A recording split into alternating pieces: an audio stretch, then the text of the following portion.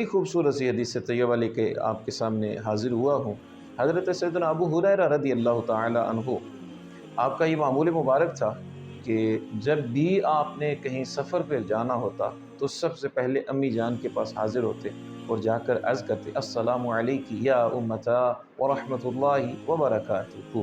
اے امی جان، آپ پر اللہ تبارک و تعالیٰ کی رحمت برکت نازل ہو۔ اور امی جان آگے سے جواب دیتی وعلیکم السلام یا بنیا ورحمۃ اللہ وبرکاتہ، اے میرے پیارے بیٹے، اللہ کی تجھ پر بھی رحمتیں برکتیں نازل ہوں۔ پھر حضرت ابو ہریرہ عرض کرتے کہ امی جان، اللہ پر آپ کی رحمت نازل ہو کہ آپ نے بچپن میں میری پرورش فرمائی ہے۔